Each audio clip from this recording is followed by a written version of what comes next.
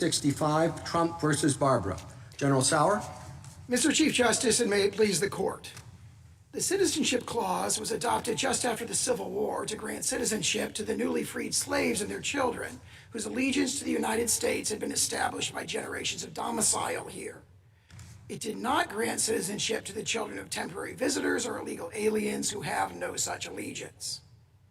This conclusion reflects the original public meaning of the clause. When Congress used the term "not subject to any foreign power" in the Civil Rights Act of 1866, it rejected the British conception of allegiance. Senator Trumbull explained that "subject to the jurisdiction thereof" in the clause means not owing allegiance to anybody else. And in 1884, this court recognized that "subject to the jurisdiction" means owing direct and immediate allegiance. The clause thus does not extend citizenship to the children of temporary visa holders or illegal aliens. Unlike the newly freed slaves, those visitors lack direct and immediate allegiance to the United States. For aliens, lawful domicile is the status that creates the requisite allegiance, and the text of the clause presupposes domicile. For decades following the clause's adoption, commentators recognized that the children of temporary visitors are not citizens, and illegal aliens lack the legal capacity to establish domicile here. Unrestricted birthright citizenship contradicts the practice of the overwhelming majority of modern nations. It demeans the priceless and profound gift of American citizenship. It operates as a powerful pull factor for illegal immigration and rewards illegal aliens who not only violate the immigration laws, but also jump in front of those who follow the rules. It has spawned a sprawling industry of birth tourism, as uncounted thousands of foreigners from potentially hostile nations have flocked to give birth in the United States in recent decades, creating a whole generation of American citizens abroad with no meaningful ties to the United States. I welcome the court's questions. General Sauer, before we get into the broader national issues, would you start with Dred Scott? Dred Scott was a case about state citizenship. It was a diversity case. And of course, we know what Chief Justice Taney did with that. How does the Citizenship Clause respond specifically to Dred Scott and answers or changes or corrects its answer as to citizenship? The other point is the Citizenship Clause refers not just to national citizenship, but also to state citizenship. Are we to have two different definitions for those? It's one word, citizens of the United States and citizens of the state wherein they reside. So as you begin, I'd like you to go back at the beginning and be more specific about the answer, and I want you to explain whether or not those two definitions are the same or related, and what state citizenship is based on. Thank you, Justice Thomas. I'll maybe start by addressing Dred Scott. As you alluded to the fact, Dred Scott, imposed one of the worst injustices in the history of this court, and it led to the outbreak of the Civil War. It's very clear, and this court in all of its early cases interpreting the 14th Amendment said, the one pervading purpose, the main object of the Citizenship Clause is to overrule Dred Scott and establish the citizenship of the freed slaves. And if you look at the debates in the congressional record and discussion surrounding the adoption of the Citizenship Clause, what you see is a very clear understanding that the newly freed slaves and their children have a relationship of domicile. They do not have a relationship to any foreign power. For example, there's a comment where he says, look, people have been here for 5 generations and clearly have no relationships to any foreign African potentate, or have a relationship of allegiance to the United States. And that reinforces our point that allegiance is what the word jurisdiction means. It doesn't mean regulatory jurisdiction or sort of being merely subject to the laws. They're talking and they're thinking about it in those debates about allegiance. Now, as to your second question, if you look at the text of the clause, we believe it says, born in the United States, born or naturalized in the United States and subject to the jurisdiction thereof, are citizens of the United States and the states of which they reside. So there's a constitutional guarantee that applies to both federal or national and state citizenship. And the key point we make there is that that word reside, if you look at, for example, section 1473 of Justice Story's commentaries, was understood to mean domicile. So when they say subject to the jurisdiction, and then they go on to say you're a citizen of the United States and the state in which they reside, the very text of the clause itself presupposes that the citizen is domiciled in the United States. If they're present in a state at all, they reside there. Reside means domicile in the Constitution, and we think that strongly supports our interpretation. It's textual evidence of our domicile-based theory of jurisdiction. Well, starting with that theory, you obviously put a lot of weight on subject to the jurisdiction thereof. But the examples you give to support that strike me as very quirky. You know, children of ambassadors, children of enemies during a hostile invasion, children on warships. And then you expand it to the whole class of illegal aliens are here in the country. I'm not quite sure how you can get to that big group from such tiny and sort of idiosyncratic examples. There are those sort of narrow exceptions for ambassador of foreign public ships. Tribal lineage is an enormous one that they were very focused on in the debates as well. But what I do is I invite the court to look at the intervening step, which is the enactment of the Civil Rights Act of 1866. And there they didn't say subject to the jurisdiction thereof. There it says not subject to any foreign power. Now, if you go back to Blackstone and Calvin's case, they say it does not matter if you are subject to any foreign power. If you are born in the king's domains, you have this indefeasible duty of allegiance to the king at any time. So there's a clear repudiation in the Civil Rights Act. The Civil Rights Act is this breakwater which makes it very, very clear that they are not thinking about allegiance in the terms of like the British common law. They've adopted the Republican conception of allegiance. So it's from not subject to any foreign power, and then the debates just a couple months later make it very clear that they're recodifying the same conception. They were dissatisfied with the potential ambiguity in the phrase Indians not taxed, and they adopted subject to the jurisdiction thereof. And one of the strongest statements of this is Senator Trumbull's statement that I quoted at the beginning, where he says, he's asked, what does that mean, subject to the jurisdiction thereof? And he says, it means not owing allegiance to anybody else. That is what it means. And this court picked up on that in Elk against Wilkins when it says, it uses, completely subject to the political jurisdiction, not mere regulatory jurisdiction. What do you do with Wong Kim Ark's quote of Daniel Webster, who said, independently of a residence, with intention to continue such residence, independently of any domiciliation, independently of the taking of any oath of allegiance or renouncing any former allegiance, it is well known that by the public law, a non-citizen, while he is here in the United States, owes obedience to this country's laws. Now, the examples that Wong R. Kim used as exceptions are situations in which there was not temporary allegiance to the United States. The children of foreign diplomats whose only allegiance was to their foreign country, and or occupied territory residents, including those citizens in Maine who had been occupied by the British forces. The US had no control over them.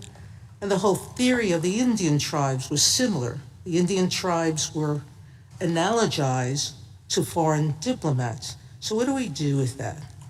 I'd say two things. First, as the Indian tribes, we think that's a case that strongly supports us because, of course, by 1866 and 1868, there was strong understanding that the Indian tribes were subject to the United States' regulatory jurisdiction. But not the same way that temporary foreigners were, meaning there was a real debate going on whether the U.S. actually had jurisdiction over Indian tribes. That's why our cases, for the longest time, until that was finally settled, said, absent some act of Congress, our laws don't apply. U.S. laws don't apply to Indians on Indian lands, correct? I believe you look at the Rogers decision, for example, that we cite in our brief, where they say that they are subject to the United States. That's later. I'm talking at the time. Yes, at the time. So as to 1817. So what do you do during the debates of the 1866 Civil Rights Act and of the 14th Amendment, with the entire discussion of the people who opposed the amendment, who kept saying, we can't pass it because we're making citizens of gypsies who have no allegiance to anybody, and we're going to make citizens of Chinese people who can't be citizens because we're not going to permit them to be citizens. What do we do with those debates and the fact that the proponents of both acts said everyone who's born in the U.S. will be citizens? First, as that particular exchange, page 2890 of the congressional record from 1866, Senator Cowan gives this virulently racist statement where he says that. And what does he say right at the beginning of that sort of offensive speech? He says, we can't have children of gypsies, children of Chinese immigrants, we can't have them become citizens. And he says, quote, have they any more rights than a sojourner in the United States? So he's trying to persuade the Republicans to his view by appealing to a common understanding that sojourners do not have children who become citizens. So there's powerful evidence there that everybody understood this to, not sweep in the temporary sojourner. And that's why you see for 40, 50 years, you see every commentator who addresses the specific question of temporary presence saying it's not covered by the clause, including for decades after Wong Kim Ark. General, can I take you back to the Chief Justice's question about the specific exceptions to birthright citizenship that everybody seems to agree were recognized under the common law? And it brings up an important principle about how we interpret the law. When particular problems pop up, lawmakers may enact a general rule.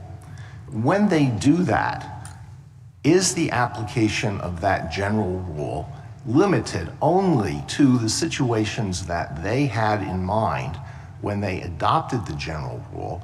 Or do we say they adopted a general rule, they meant for that to apply to later applications that might come up? Justice Scalia had an example that dealt with this situation. He imagined an old theft statute that was enacted well before anybody conceived of a microwave oven, and then afterwards someone is charged with the crime of stealing a microwave oven, and this fellow says, well, I can't be convicted under this because the microwave oven didn't exist at that time.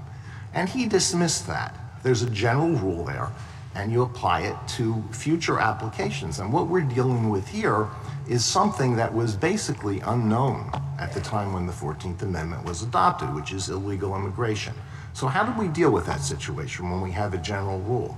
Yeah, I strongly agree with the way that you framed it, that there is a general principle, that's a broad principle that's adopted in the phrase subject to the jurisdiction thereof. And we submit that our theory of allegiance and domicile-based allegiance, what explains those specific exceptions that everybody was aware of, but it is broad enough to sweep in future situations. And as you pointed out, illegal immigration did not exist then. Now, the problem of temporary visitors did exist. And it's very interesting that as you look at pages 26 and 28 of our brief, commentators going from 1881 until 1922 are uniformly saying that children of temporary visitors are not included. Now that logic, we say, it naturally extends. It's really an a fortiori case. If you have someone who enters illegally by the 1880s, there are restrictions on immigration. If you've entered illegally, it's kind of a well-established principle of law going back to the Code of Justinian that says you're not allowed to be there. You don't have the legal capacity to create domicile there. But I think, General Sauer, that what you just said suggests that you can't be arguing in the way Justice Alito suggests, because most of your brief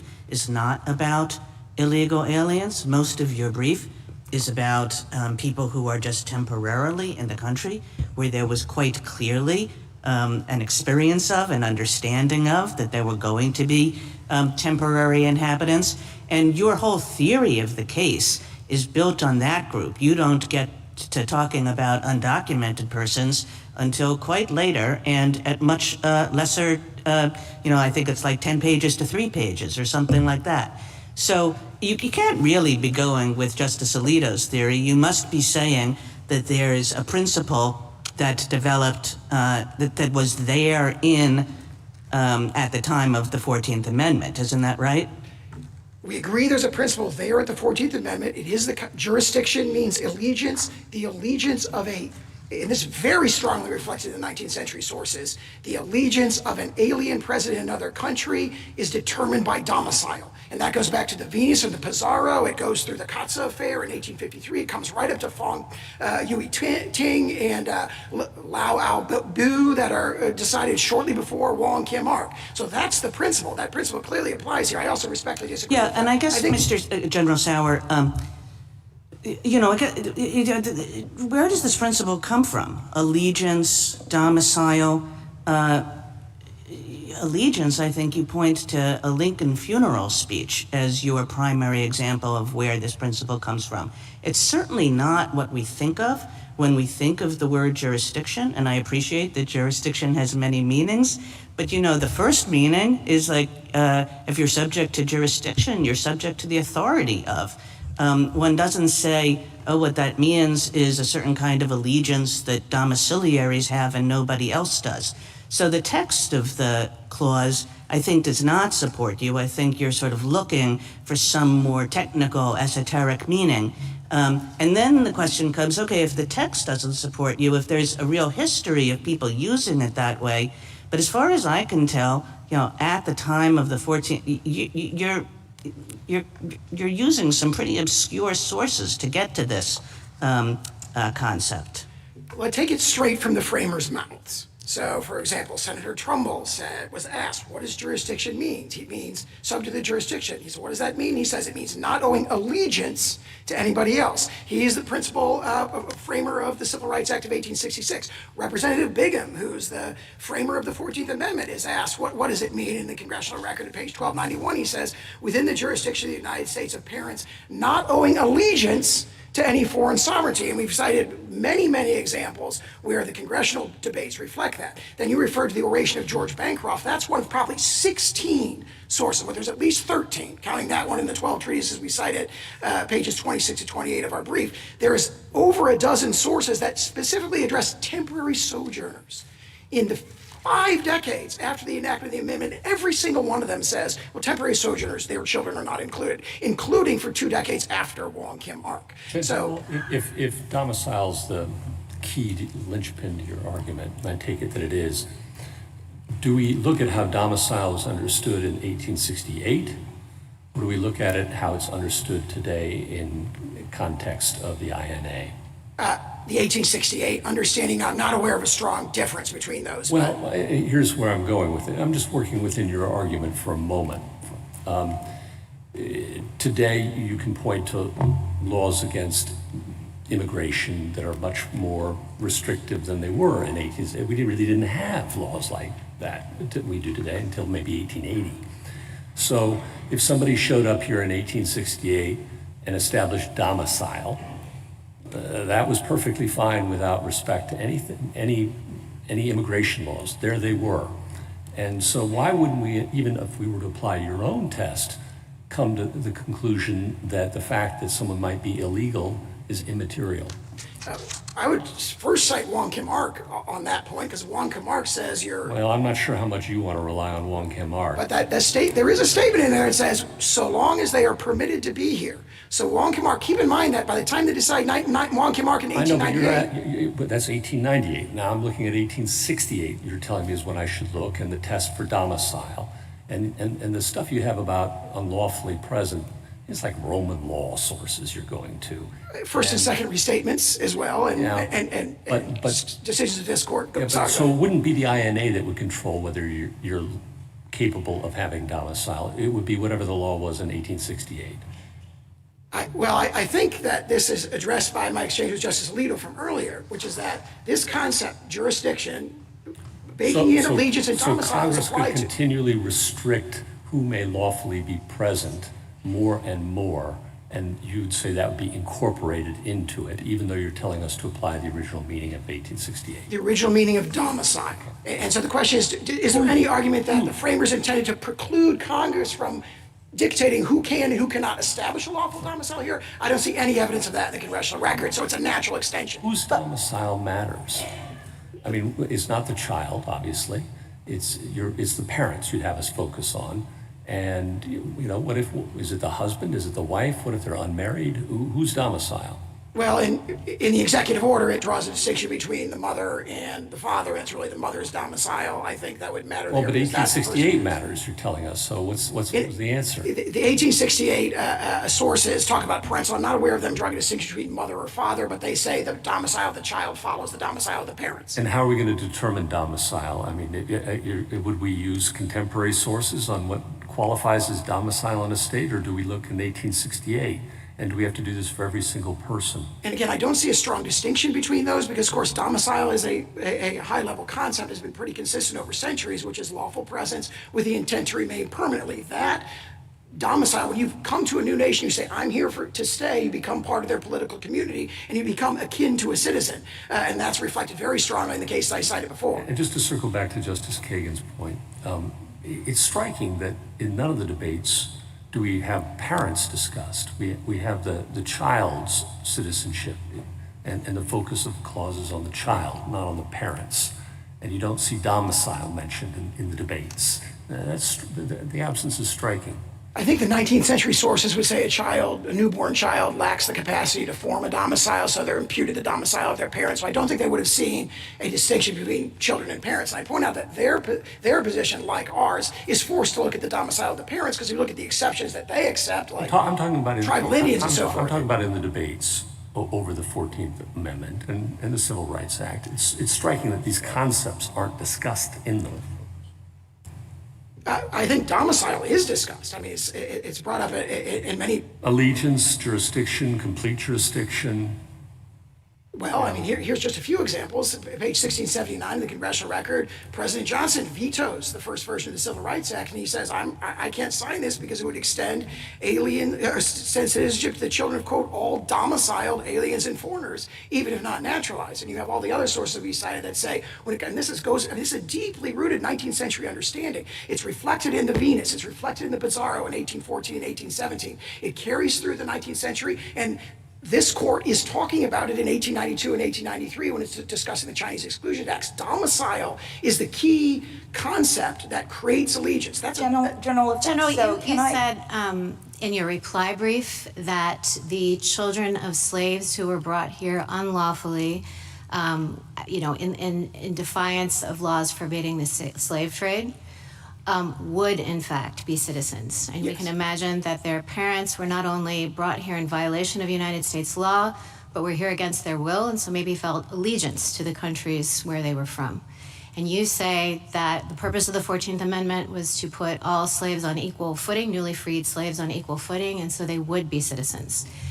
But that's not textual. So how do you get there? You say it in just a few sentences, so can you elaborate? Sure. If you look at the 19th century sources, what you see is that even though their entry may have been unlawful, 19th century antebellum law never treated their presence as unlawful. In fact, quite the opposite. One of the amici, in fact, points to like a Mississippi statute, which probably is replicated throughout the South before the Civil War, that says slaves in Mississippi have an indefeasible domicile in Mississippi. In other words, even if they run away, if they get away, Mississippi says, nope, you still live here. Right? And so it would be astonishing, in other words, for the opponents of the 14th Amendment to say, these people were not domiciled and therefore it goes the other way, because actually U.S. law, even if they were brought in illegally and through an illegal slave trade, once they were there by their intent is to return as soon as they can, let's say. So they're here, they're resident, and maybe under your theory, which says, lawfulness for a different purpose, but they're here, they're resident, let's take your assumption that they're not here unlawfully. But let's say they don't have an intent to stay. They want to escape and go back the second they can. Are they domiciled? Under the 19th century law, I think this is the flip side of the hypothetical that we were talking about earlier. Under 19th century law, they are treated as domiciled in the United States, so it'd be astonishing. And the debates in the congressional floor talk about not this specific case, but they say, look, slaves who have been forced to come here and have been here are lawfully domiciled here. And they don't use the ways domiciled like they use allegiance. They say they don't have allegiance, that once they've been forced to come here, they don't have allegiance to any foreign or African potentate, and therefore they're... General, that goes How would that laws. apply to the children of illegally trafficked people today?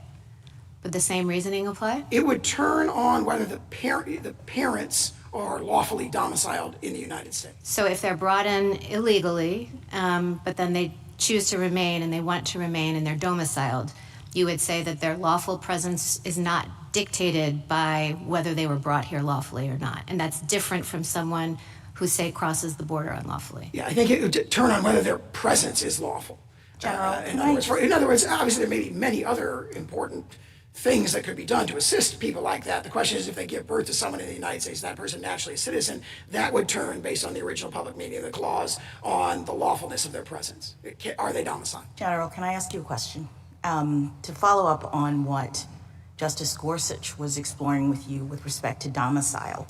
Did I understand you to say that domicile is going to be eventually or is controlled by Congress?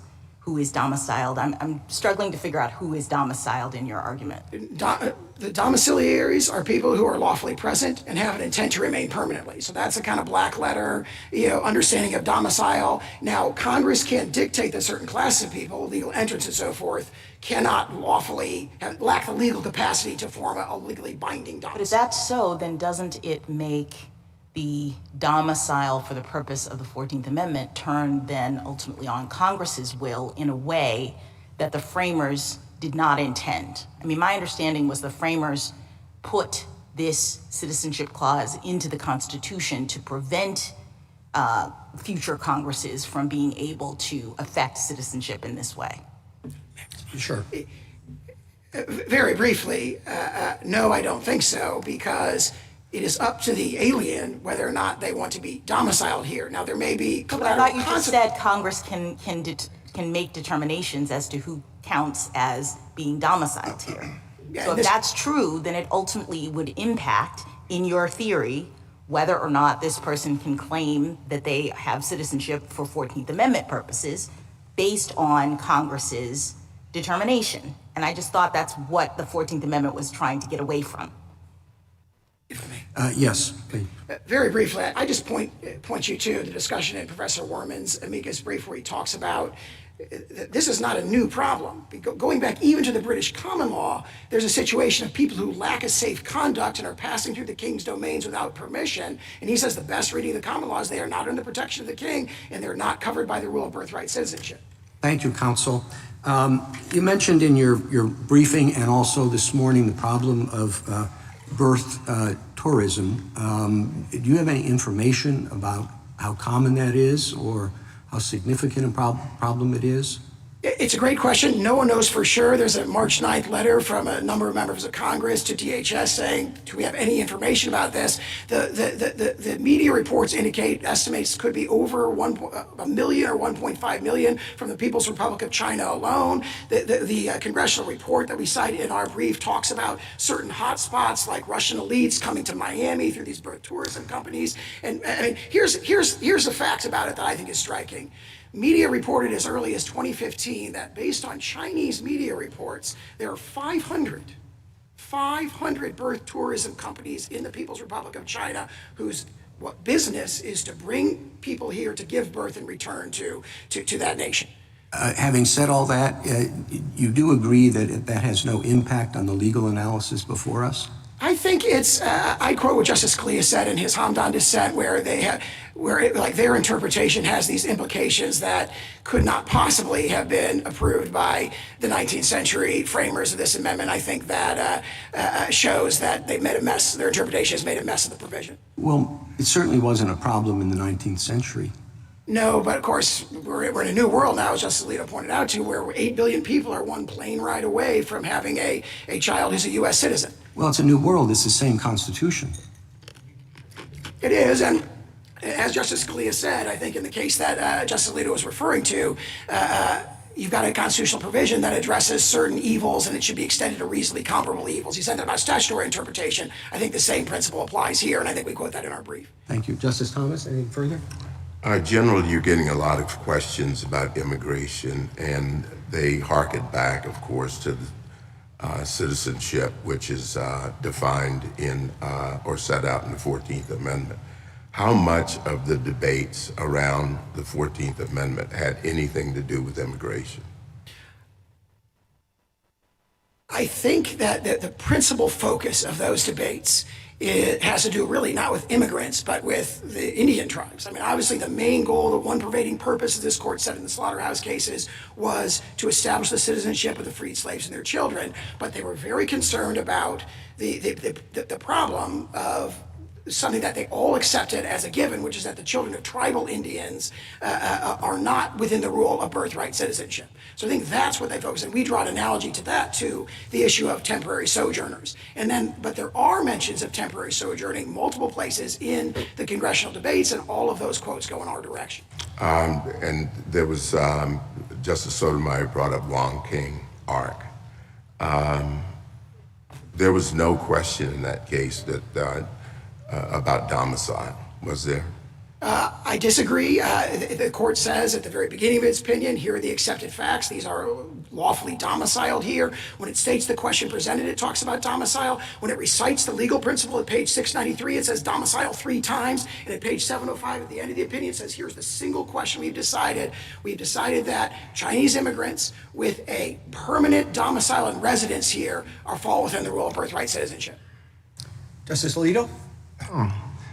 Under the minimum definition of domicile, which I think existed in 1868 and continues to exist today, a person's domicile is the place where he or she intends to make a permanent home. Now, normally you would think that a person who is subject to arrest at any time and removal could not establish a domicile.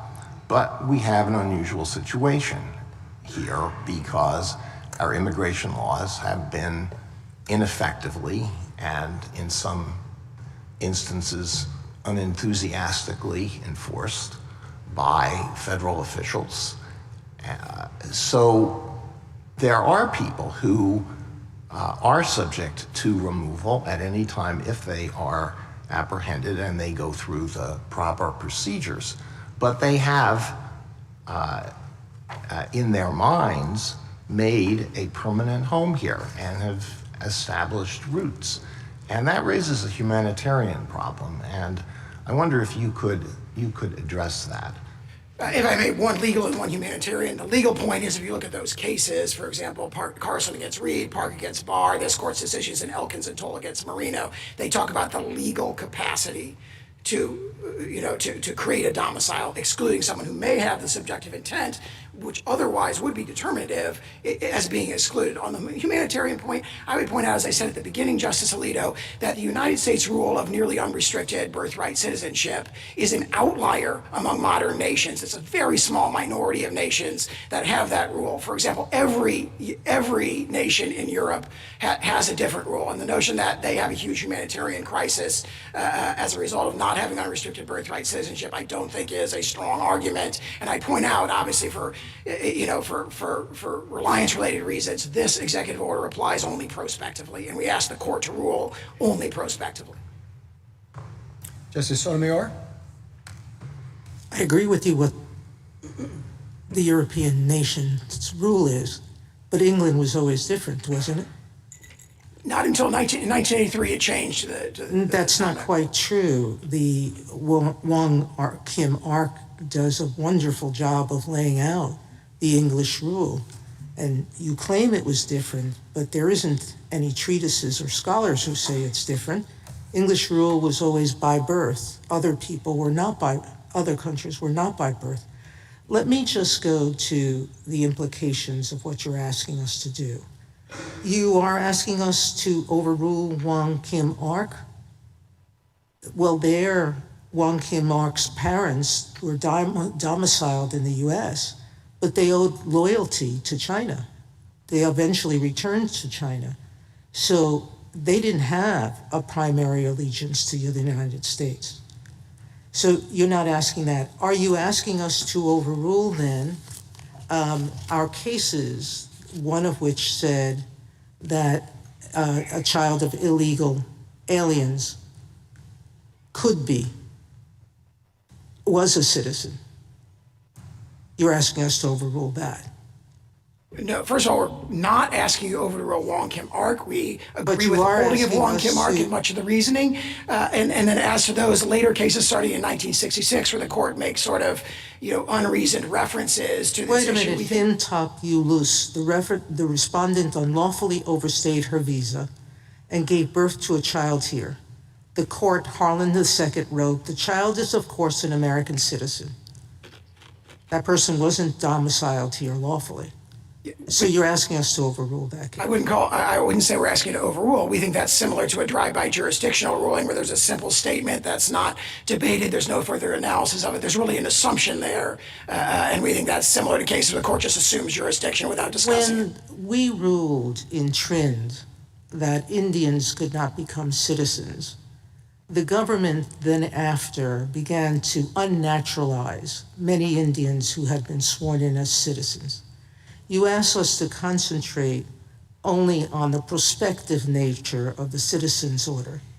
But the logic of your position, if accepted, is that this president or the next president or a Congress or someone else could decide that it shouldn't be prospective. There would be nothing limiting that, according to your theory. If, as we asked, the court confines its ruling to prospective relief only, which it did in No, I'm Sessions saying against- to you, that's what you're asking us for relief right now. I'm asking whether the logic of your theory would permit what happened after the court's decision in Trin, that the government could move to unnaturalize people who were born here of illegal residence. No, we believe the court should do what it did in Sessions against Morales-Santana, where there was a ruling that would have deprived people who are already citizens of citizenship, and the court said this applies prospectively only, and we think that's the appropriate course here. But that's not what we did in Trin. We think that Sessions provides the proper course here, and that's what we're asking. We are not asking for any retroactive relief. Justice Kagan? General, I think even your brief concedes that the position you're taking now is a revisionist one with respect to a substantial part of our history. And I think that that's in large part because of Wong Kim Ark and the way people have read that case, which of course was in the late 19th century, and have read it ever since then. And what that case suggests is, there's a very clear rationale. You say, it says the word domicile a bunch of times, which it does. It's a long opinion. It says a lot of things. But the rationale of the case is really quite clear. It says there was this common law tradition. It came from England. We know what it was. Everybody got citizenship by birth, except for a few discrete categories, which were the ones that the Chief Justice mentioned at the beginning. And that tradition carried over to the United States. And then what the 14th Amendment did was accept that tradition and not attempt to place any limitations on it. And so that was the clear rationale, a clear rationale that is diametrically different from your rationale. And everybody took Wong Kim Ark to say that, and to say that as a result of that, of course, birthright citizenship was the rule. And I think everybody has believed that for a long, long time. And I guess my question is this. You have a story about the reasons why we should go back to what you view as the original meaning. And given the long history of this country's understanding about birthright citizenship, what would it take? What do you think it should take to accept that story in terms of the magnitude of the evidence that we would need to see in order to accept this revisionist theory and in order to change what I think people have thought the rule was for more than a century? Let me make 2 points in response to that, one historical and one legal. Historical point, I disagree with the way you've characterized the understanding of Wong Kim Ark, and I would point to something that's emphasized in their amici's briefs, which is in 1921, Richard Flournoy, who becomes a senior State Department official in the Roosevelt administration and pushes their theory as to temporary sojourners, writes a law review article in 1921 where he says, I think that children of temporary visitors should be citizens. But he admits that is not the understanding of Wong Kim Ark. He admits Wong Kim Ark did not hold that. And he admits that there's an array of authorities that go against him. He talks about careful and reliable, high authorities. And that's referring to the consensus that we point out in pages 26, 28 of our brief. We've got 12 treatises from 1881 to 1922 that all say, including for decades after Wong Kim Ark, that say children of temporary sojourners are not included. What happens between 1921 and the 1930s? Well, Mr. Flournoy became a senior State Department official, and he adopted that as the policy of the Roosevelt administration. So their argument is basically saying there wasn't this consensus going back to 1898. The consensus, as their own author admits, goes entirely in the opposite direction. For 50 years, right, for 50 years from the framing of the clause through the 1920s, maybe 60 years, the general understanding when it comes to what's at issue here and was not at issue in Wong Kim Ark is the children of temporary visitors do not become citizens under the clause. And then the legal point, you referred to the sort of concept of temporary local allegiance, and they rely on the Schooner Exchange, this theory that you've got temporary local allegiance. But if you actually look at page 572 of the congressional record, right at the beginning, introducing the Civil Rights Act, Senator Trumbull says, I said not subject to any foreign power. I wanted to say born in the United States and owing allegiance to the United States, but I was aware that there's a, quote, a sort of allegiance from persons temporarily resident in the United States whom we have no right to make citizens.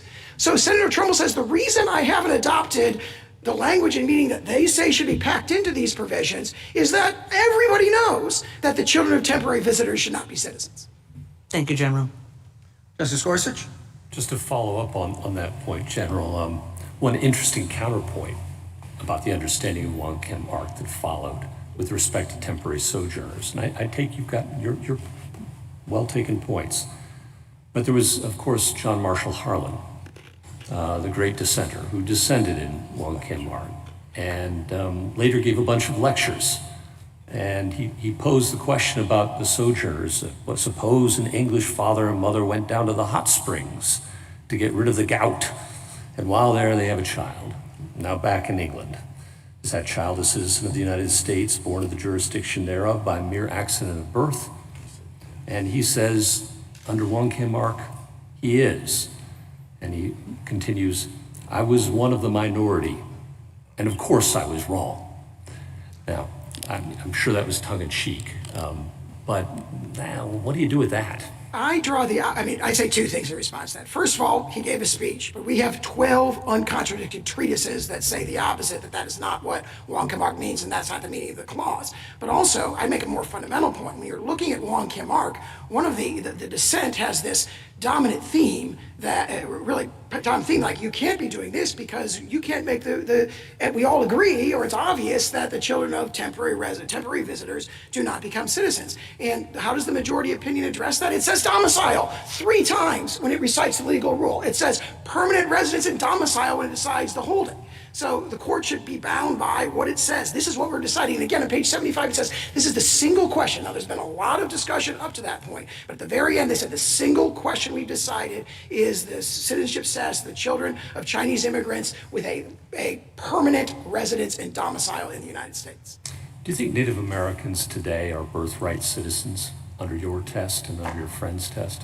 I think so. I mean, obviously, they've been granted citizenship by statute. Put aside the statute. Do you think they're birthright citizens? No, I think the clear understanding that everybody agrees in the congressional debates is that the children of tribal Indians are not birthright citizens. I understand that's what they said, but your test is the domicile of the parents, and that would be the test you'd have us apply today, right? Yes. So if a tribal Indian, for example, gives up allegiance to... Born today, birthright citizens. I think so on our test, yeah. If they're lawfully domiciled here. Okay. And then, I'm not sure, I have to think that through, but that's my reaction. I'll take the yes, that's all right. And then I just want to ask you quickly about the INA, adopted in 1940 and 1952. It uses the same term as the Citizenship Clause, and one might have a pretty good argument. I'm sure you got some arguments along just these lines, that it should be understood to mean whatever it meant in 1868. But there was a lot of water over the dam between those two things. And as your brief points out, by the Roosevelt administration, there's a pretty strong jus soli move. That is to say that the thin concept of jurisdiction, power over, is enough, a broader understanding of birthright. Would there be an argument for reading that statute under its original plain meaning at the time, 1940, 1952, to perhaps have a different meaning than the Constitution? We don't think that's the best interpretation. I give 2 reasons. One is it would be very surprising if a statute that says exactly the constitutional phrase subject to the jurisdiction thereof were interpreted to mean something totally different or to ossify a then current misunderstanding of the clause. We think that the best analogy here is probably state long-arm statutes. Take a sort of non-controversial example. State long-arm statutes routinely say we're going to exercise personal jurisdiction to the extent of due process. It takes the constitutional standard and it puts it in the statute, and nobody thinks that those ossify, are limited to the precedent, this court's precedents at the time they were enacted. Everyone thinks that phrase, due process, incorporates, the developing law of due process and minimum context and so forth, including from this court. So we think that's the best analogy when you're looking at the constitutional phrase itself and you take it out of a freighted context. The natural interpretation is to say this reflects the objective meaning of the Constitution, and the objective meaning of the Constitution is its original public meaning in 1866 and Do you see any notable counterpoints to that argument? I'm sure there are arguments on the other side. We address them in their brief. So you're really, at the end of the day, then, this is a straight-up constitutional ruling you want from this court, win, lose, or draw? Yeah, we think that the statute and the Constitution means the same thing. If the court disagrees, obviously we prefer an adverse ruling. If the court's going to do that on a statutory basis and a constitutional basis. But you just disavowed that in your responses to me by saying that that's not an available option, is the way I understood it. Yes, the court would have to disagree with our statutory position, which is that it means the same thing as the Constitution. But if the court were to do that, then the natural course would probably be to rule on statutory grounds alone. Now, we think they mean the same thing, and we've got arguments for that, including, I think, the analogy I just referenced. Thank you. Justice Kavanaugh? General, how should we think about the text of the 14th Amendment, subject to the jurisdiction thereof, as distinct from the different language of the Civil Rights Act of 1866, which refers, as you know, to persons not subject to any foreign power? Those texts are, on their face, different, and the history that Justice Kagan referred to might have developed quite a bit differently if the 14th Amendment's text had used the phrase that was in the Civil Rights Act. That's an excellent point, and this court has held in multiple cases, Heard against Hodge and General Building Contractors, has recognized that they were intended and they did mean the same thing, and that's powerfully reinforced by the congressional debates, where really what they're discussing is they said they were dissatisfied with the language in the Civil Rights Act because the phrase Indians not taxed they thought was ambiguous, and so they switched to the affirmative statement as opposed to the negative statement. The affirmative statement is subject to the jurisdiction thereof, but there's express statements in the congressional record essentially that we're doing the same thing. And that is what this court's case law has reflected. Why didn't they say the same thing? Again, it appears they preferred the sort of positive formulation subject to the jurisdiction thereof as opposed to not subject to any foreign power. And again, there's a deep concern and lengthy discussion of the potential ambiguity in the Civil Rights Act. They want to eliminate an ambiguity, but do the same thing. And I think that's very strongly reflected in those debates. By the time of the 1940 and 1952 congressional actions, where Congress repeats subject to the jurisdiction thereof, given Juan Kim Ark, one might have expected Congress to use a different phrase if it wanted to try to disagree with Juan Kim Ark on what the scope of birthright citizenship or the scope of citizenship should be. And yet Congress repeats that same language knowing what the interpretation had been. So how are we to think about that? I think baked into that question is an understanding, I think that was reflected in Justice Kagan's earlier question, that everybody understood that Juan Kim Ark meant that, and the history I talked about, I think, refutes that really there's a consensus that goes our way for decades and decades after the adoption of the amendment and after Juan Kim Ark on the specific question of the children of temporary visitors. And it's really not until, and again, their author in 1921 is saying, hey, the other side is the consensus. I'm sorry. Sorry, go ahead.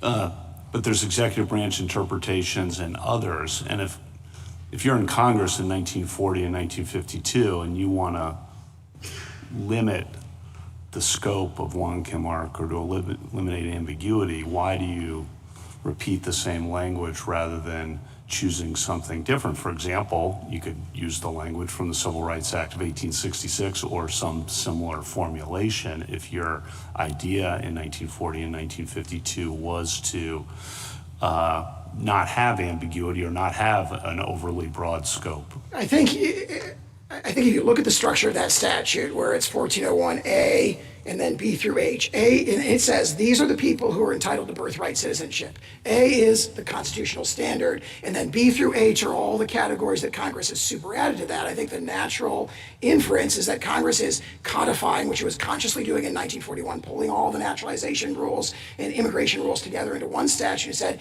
you go to one place, here's who is a birthright citizen. A, those who are guaranteed that right by the citizenship clause, and B through H are the ones that Congress has added through its naturalization power. So that inference to me says A is not trying to change or alter the constitutional standard, just saying, hey, the baseline is what the Constitution says, and we codify that, and then we move on to the new categories. Of what relevance, if any, do you think Section 5 of the 14th Amendment has here that gives Congress the power to enforce the article, the 14th Amendment, by appropriate legislation? Does that give Congress room here, or do you not think so? I do think that a ruling in our favor would leave room for Congress. I don't think you'd have to rely on Section 5. I think that Congress has its own inherent power to grant citizenship by statute. So if the court were to rule in our favor for the classes of individuals that they say should be covered, Congress has the latitude to do that. How much room do you think Section 5 gives, if any, and it may not be any, Congress to interpret the phrase subject to the jurisdiction thereof, or to define that? Is that relevant at all? It's a great question, and I'm thinking about it for the first time. I assume it would be governed by the congruence and proportionality test from this court's case law. How that would apply here, I don't know. And I don't think it's presented, because our contention is that the statute means exactly the same thing. If anything is congruent and proportional, it's that. And I think the court held that in the United States against Georgia. You've mentioned several times the practices of other countries, and that's obviously, as a policy matter, supports what you're arguing here, but obviously we try to interpret American law with American precedent based on American history. That's certainly what I try to do, and I think you try to do. And so why should we be thinking about, even though as a policy matter I get the point, thinking about, gee, European countries don't have this, or most other countries, many other countries in the world don't have this, doesn't that, I guess I'm not seeing the relevance as a legal, constitutional, interpretive matter necessarily, although I understand it's a very good point as a policy matter. Yeah, I largely agree with that, and you can view it as being raised preemptively, defensively. I'm going first, but obviously the other side in their amici say, make it a prediction, end of the world type predictions, and our point is, it's a very small minority of countries. Almost every country, and certainly all European countries, have a different rule, and the world hasn't ended there. The other side, last one, the other side relies heavily, of course, on Wong Kim Ark, and you disagree with their interpretation. Oftentimes, when you are dealing with a constitutional precedent like this, you might argue, we disagree with that interpretation, but if you adopt their interpretation or agree with their interpretation of that precedent, you should overrule it. And you haven't made that argument here, and I'm just giving you an opportunity to explain why you haven't. Because we think it's totally unambiguous in Wong Kim Ark that the holding relates to domiciled aliens. And so we strongly agree with the holding. We think domicile was the touchstone, and we think that's not a coincidence for the reason I maybe speculate a little bit when I was talking to Justice Gorsuch about how the dissent raises this, and then the majority's like, we're putting domicile in there, so we know that the absurd conclusion that they say would come from this isn't there. But also domicile as kind of the sort of relationship that creates this relationship of allegiance that makes you part of a political community if you're an alien from another country. That's deeply rooted in their understanding when they're doing it. They talk about domicile in Yikwo against Hopkins in the 1892 and 1893 cases, and there's this deeply rooted understanding, again, that goes all the way back to the early 19th century. So we think that's a really important conception. So I mean, we disagree with some of the dicta in Wong Kim Ark that we discuss, and we think there's dicta that goes our way that the other side overlooks. And we're not asking the court to overrule dicta. We just say don't follow erroneous dicta and don't apply it to this brand new situation that was not decided in Wong Kim Ark. Thank you. Justice Barrett? So General Sarr, I want to zoom out a little bit and think about jus soli and jus sanguinis. So as I understand it, at the time of the 14th Amendment, those were the two dominant approaches. Jus soli, the English common law, roughly following the soil. Jus sanguinis, roughly citizenship following the parents. Now, jus soli was very generous on the soil, the English common law, and so it extended citizenship to those born there who may not have been born of parent citizens. But jus sanguinis, if parents who were citizens and had a child abroad, then that child's citizenship followed the parents. So one thing that's puzzling me about your argument when I think about the ratification of the 14th Amendment, in many ways it would have made sense for them, and you acknowledge the jus sanguinis in citing Vattel. It would have made sense in some ways for them to say, okay, we're going to follow, if they wanted to accomplish what you're saying they wanted to accomplish. You could say, well, we're going to follow jus sanguinis because we're going to make it all ride on parentage. But instead, the 14th Amendment, we're talking about subject to the jurisdiction thereof, but it also says born in the United States. So you have the jus soli kind of point there, but you're saying it narrowed that point by tying it to the citizenship of the parents, at least as to soil. But I take it you're not arguing that United States citizens who have children born abroad would qualify for birthright citizenship. So it's kind of a narrower view of both the traditional jus soli rule and a narrower view of the jus sanguinis rule. So why would they have done that? And if they were going to invent an entirely new kind of citizenship, like an American brand, why wouldn't we have seen more discussion of that in the debates? I think you do. And I think the right way to conceptualize it, it is a modified jus soli. Because even the British sources don't just say you're born here, you're a citizen. They say you're born here and you have to be under the protection of the sovereign. You have to have a relationship of allegiance. Allegiance is the word in Calvin's case. But they don't focus on the parents, it's the child. And your approach focuses on the parents' allegiance. Yeah, I'm not sure that that's true of the 19th It seems a century little sources, ambiguous, but and I'm going to ask your friend on the other side that question. let me point out then that there are two criteria. One is birth on the soil, and the other is legiance or allegiance. What we have is birth on the soil remains the same, right? And so they are, and that's why so much of Wong Kim Ark is actually, we agree with, because they are adopting a modified British rule. They are not going the French rule, that Vattel talks about, where it's like, who's the citizen? That had to be done by statute, as you pointed out, which it was in 1401. But what they've got is they say birth in the United States and subject to the jurisdiction thereof. That is talked about as allegiance, allegiance, allegiance in the congressional debates, but they were clearly not incorporating the British feudal monarchical conception of allegiance where it's indefeasible. Going back to the early 1700s, our nation had repudiated the notion that citizenship is indefeasible. The expatriation statutes from the late 1700s reflect that. And again, you look at the 1868 congressional report that we cite there, this is the same group of congressmen, Republican congressmen, and they say things like the U.S. Constitution itself is proof that Blackstone's theory of allegiance was not accepted. So they accept birth on U.S. soil, but then they take the concept of allegiance and give it its Republican, democratic, American understanding. And that's very, very, I think that makes a ton of sense. Okay, let's talk about its applications. So, there are some, I can imagine it being messy in some applications. So what would you do with what the common law called foundlings? The thing about this is then you have to adjudicate if you're looking at parents, and if you're looking at parents' domicile, then you have to adjudicate both residence and intent to stay. What if you don't know who the parents are? I think there are marginal cases. That one, I think, has the benefit of being addressed in 1401F, where it talks about... Yeah, but what about the Constitution? Under the Constitution, domicile is a constitutional standard in all kinds of other situations. Well, and it's hard. Diversity jurisdiction, personal jurisdiction, sorry. Well, yeah, and personal jurisdiction, 1332, diversity jurisdiction. And the thing is, it has to be litigated because it turns on intent. And both the virtue of both jus soli and jus sanguinis, whichever one you pick, it's a bright line rule.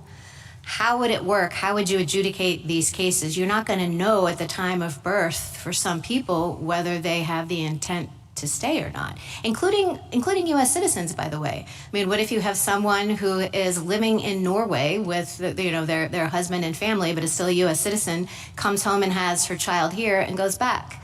How do we know whether the child is a U.S. citizen because the parent didn't have an intent to stay? I'd say make 2 points, one practical, one legal. The practical point is under the terms of this executive order, you don't have to because the executive order turns on objectively verifiable things, which is immigration status. Are you lawfully present but temporarily present, or do you have an illegal status? So those kind of taking evidence, so to speak, under subjective intent wouldn't be done. And as to the constitutional point, obviously domicile is baked into a lot of constitutional and legal concepts, and there may be situations situations where facts are determined, but if you look at the guidance that all the agencies did after this court in Costa said the agency could go forward and issue guidance, the guidance provides, I think, very, very clear, objective, verifiable approaches to doing this. And so as a practical matter, I don't think it's presented by this executive order. Thank you, General. Justice Jackson? Good morning, General. So I guess I am looking at your position in this case, and it boils down to requiring us to do at least these two things. One is believe that the framers were not importing the common law rule and understanding of birthright citizenship. And the second is to believe that what they were doing was departing from that common law rule in the way that you suggest. That is, they were seeking to have this turn on domicile. I think you have a number of hurdles to accomplish those two things. One of which, I think, is that when we look at this court's case law, and no one, I think, has mentioned Schooner's Exchange, but it appears that that was an 1812 case in which it seems as though the court had already accepted at the time of the ratification of the 14th Amendment that the allegiance that you were talking about was the English common law rule.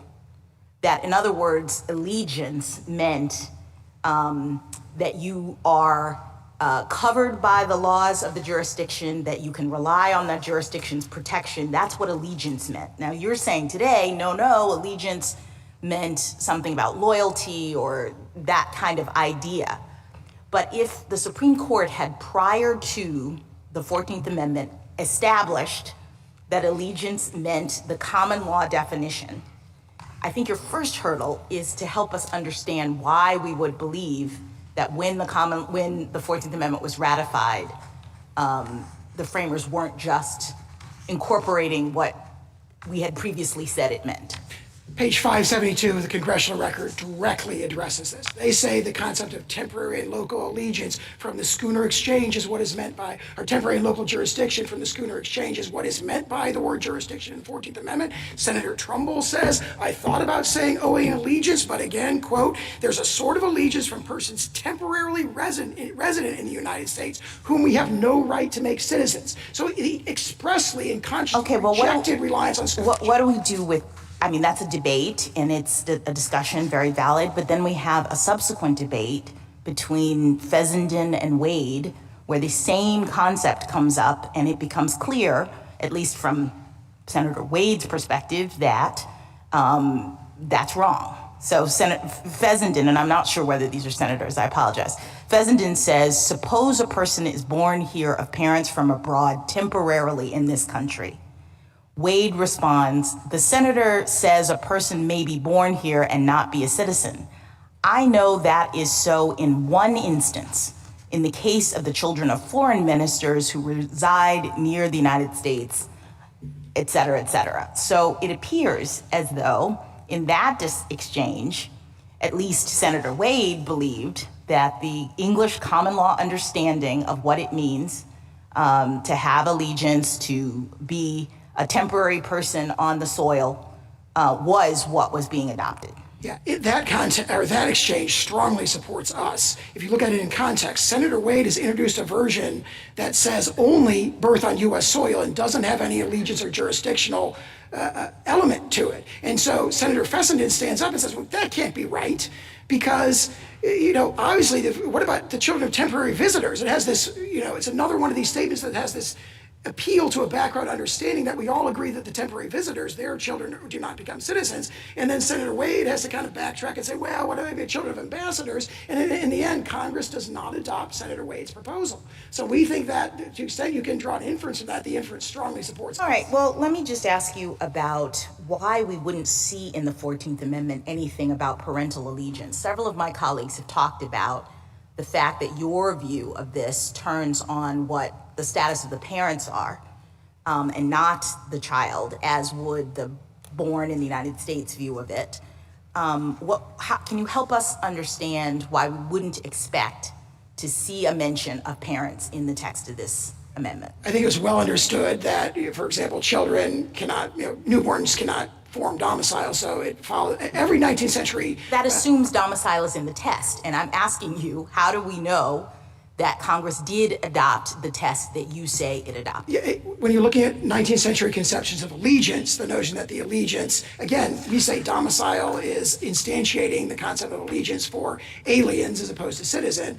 All of that, the 19th century understands the newborn's domicile, its allegiance follows the allegiance of the parents. And I point out that their theory relies on parental allegiance as well, because they recognize the exceptions for, hostile invading armies, for tribal Indians, for ambassadors. Again, the child's allegiance status, even on their view, turns on the status of the parent. What do we do with Professor Muller's amicus brief and the historical record and the fact that even at times in this country where we understood that the parents were declared enemies of the United States, I'm talking about World War II and Japanese internment, babies born in that circumstance were given birthright citizenship.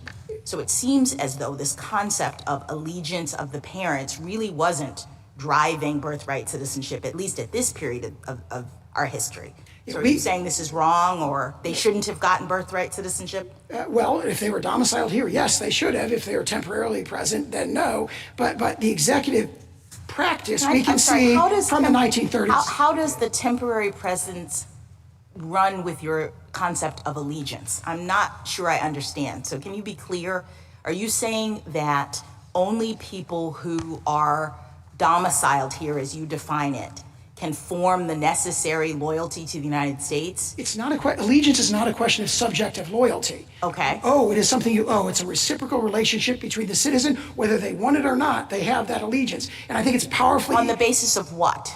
Domicile. I mean, that's what it says in so many words in the Venus and the Pizarro. It says, look, if you're talking about an alien, if they're just temporarily passing through, no, they don't have allegiance, but if they've made it their permanent home, they become part of our political community, and they are analogous or akin to citizens. All right, just quickly, because I'm mindful of the time. What do you do with Won Kim Ark's statement that birthright citizenship is applying, quote, independently of a residence with intention to continue such residence, independently of any domiciliation?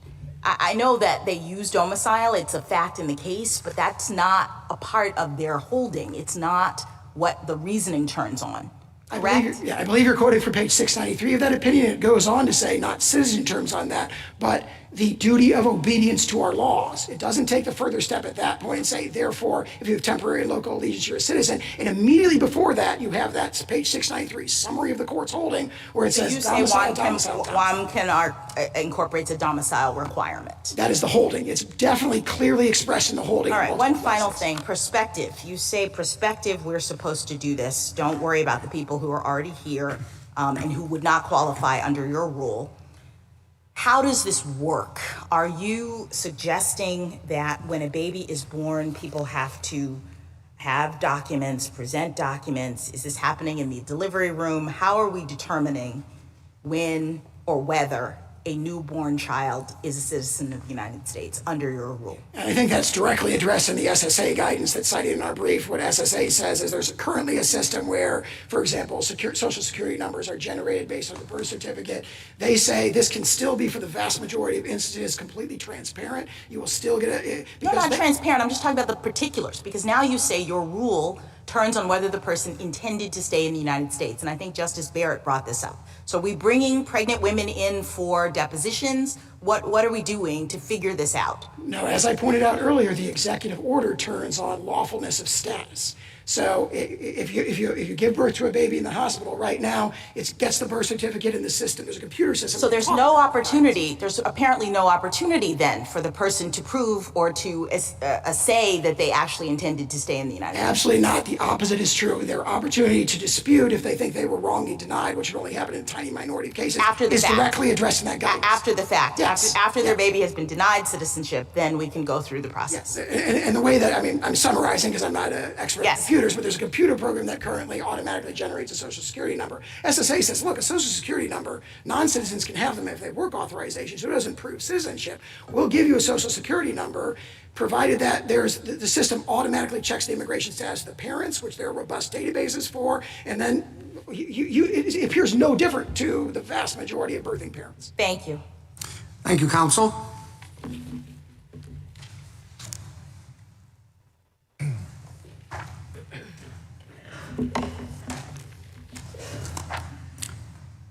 Ms. Wong? Mr. Chief Justice, and may it please the court, ask any American what our citizenship rule is, and they'll tell you, everyone born here is a citizen alike. That rule was enshrined in the 14th Amendment to put it out of the reach of any government official to destroy. When the government tried to strip Mr. Wong Kim Ark's citizenship on largely the same grounds they raised today, this court said no. 30 years after ratification, this court held that the 14th Amendment embodies the English common law rule. Virtually everyone born on US soil is subject to its jurisdiction and is a citizen. It excludes only those cloaked with a fiction of extraterritoriality because they are subject to another sovereign's jurisdiction, even when they're in the United States. A closed set of exceptions to an otherwise universal rule. My friend has now clearly said that the government is not asking you to overrule Wong Kim Ark. That is a fatal concession, because Wong Kim Ark's controlling rule of decision precludes their parental domicile requirement. The dissent understood that, and the majority tells us 6 times in the opinion that domicile is irrelevant under common law. Lynch versus Clark was already the dominant American case on citizenship, and it held that the US-born daughter of temporary visitors from Ireland who took the baby back to Ireland with them, that daughter was a US citizen. Authorities, including Lincoln's Attorney General and Kent's commentaries, embraced Lynch, and Kent specifically talked about temporary sojourners' children being US citizens. Justice Field said in 1884 that reflected the general understanding. That understanding was confirmed by Congress with its 1940 Act. The 14th Amendment's fixed, bright-line rule has contributed to the growth and thriving of our nation. It comes from text and history. It is workable, and it prevents manipulation. The executive order fails on all those counts. Swaths of American laws would be rendered senseless. Thousands of American babies will immediately lose their citizenship. And if you credit the government's theory, the citizenship of millions of Americans, past, present, and future, could be called into question. All of this tells us the government's theory is wrong. I welcome the court's questions. There are 5 exceptions to citizenship that you do accept. Yes, depending on how many you count, Justice Thomas, how you count them. What is the underlying rule of law that you use to connect these 5 exceptions? Sure, so as I just said, all of the exceptions involve situations where that US-born child is not subject to the jurisdiction of the United States because that extraterritoriality, that fiction of extraterritoriality, the interaction of another sovereign between the United States' jurisdiction and that person applies to the child as well as to the parent. Everyone else born in the United States is subject to the United States' jurisdiction. To answer Justice Barrett's question to my friend, that's what sets those exceptions apart from other US-born persons.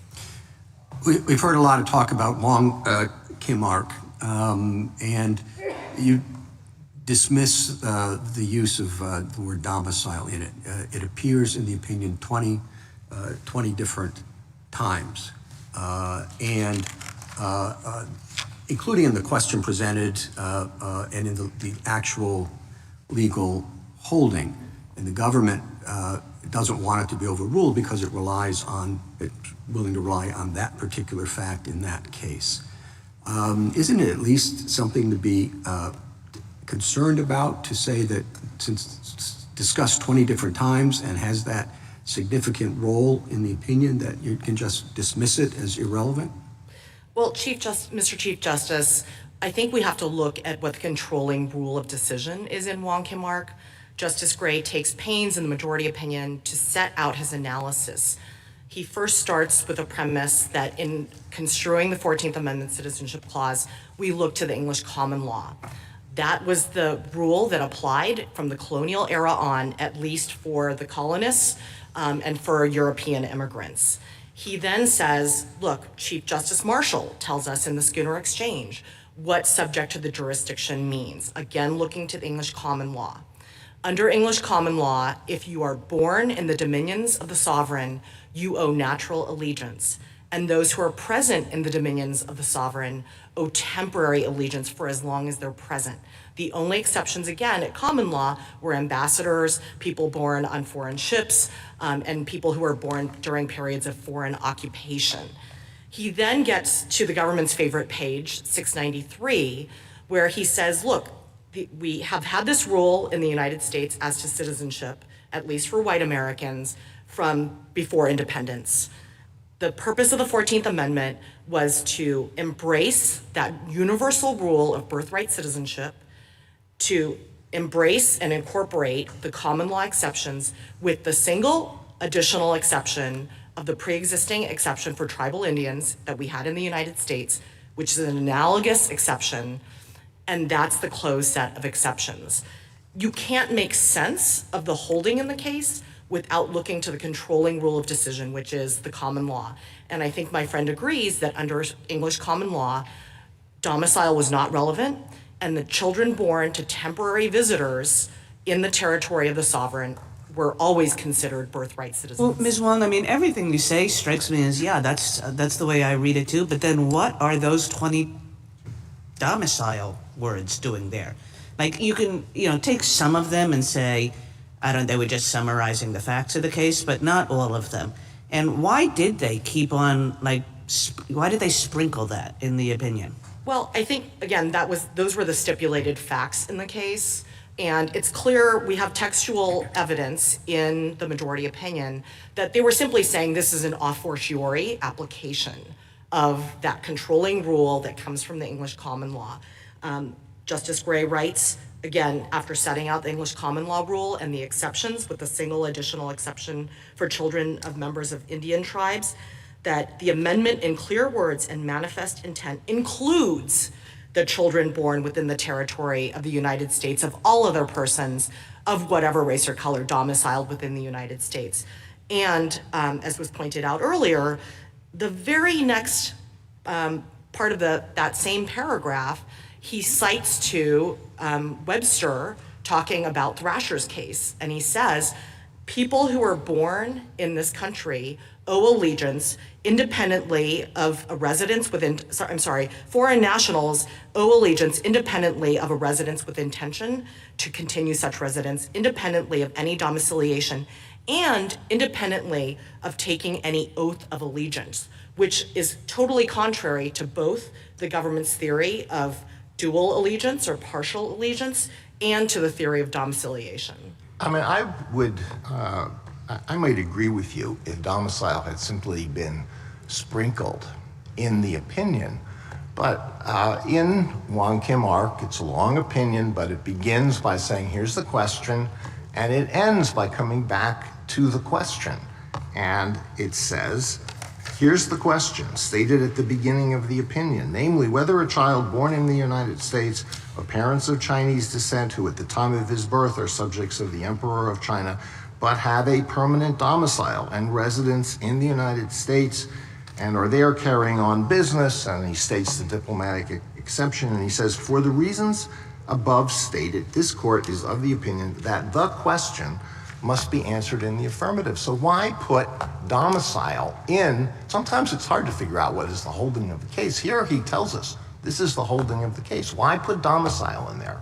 It's just something, it's something irrelevant that he wanted to throw in. It's like, whether a child born in the United States of parents of Chinese descent who once resided at a particular address in San Francisco, who attempted to enter the country at the port of San Francisco. Why put it in if it's irrelevant? Well, Justice Alito, I'll give you two responses. The first is that, again, it was a stipulated fact. The second is that regardless of what the judgment in the case was, which again was an a fortiori application of the rule of decision, the rule of decision in Wong Kim Ark has binding precedential effect. Even if you think that Wong Kim Ark decided the case based on the stipulated facts, you have to follow that controlling rule of decision. And if you follow that rule, you get to the same result for people without domicile. Wong Kim Ark says 6 times in the first parts of the opinion, as well as on the page the government focuses on, that domicile is not relevant. Well, that Ms. Wong, on Sure. that, what do we do with the fact that after Wong Kim Ark, at least some authorities took the view that the non-domiciliary question wasn't decided, remained open, and even continued to press the view that domicile is required? Now, I know you've got a lot of good stuff on your side too, but what do we do with the fact that many sound legal authorities thought it remained an open question, even if one of them wasn't John Marshall Harlan? I liked your example from Justice Harlan's lecture here in DC.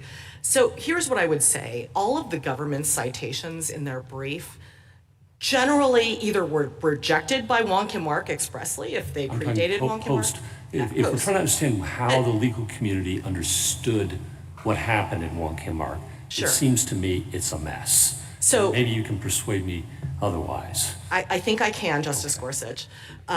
First, as to the post-Wong Kim Ark authorities the government cites, each one of them is inconsistent with Wong Kim Ark's reasoning or doesn't mention it at all.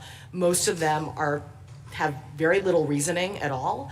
And in contrast, what we have on our side, post-Wong Kim Ark, is numerous federal court decisions around the time of Wong Kim Ark, between ratification and Wong Kim Ark, that said that domicile is not relevant. They cited Lynch versus Clark, which again was about the daughter of temporary sojourners.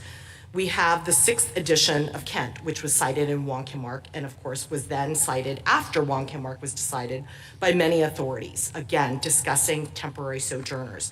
Anyone who wanted to know what the law of citizenship was under the 14th Amendment after Wong Kim Ark would go to the 6th edition of Kent, where he says in that footnote on page 38 that the rule was Lynch versus Clark and temporary sojourners' children are U.S. citizens.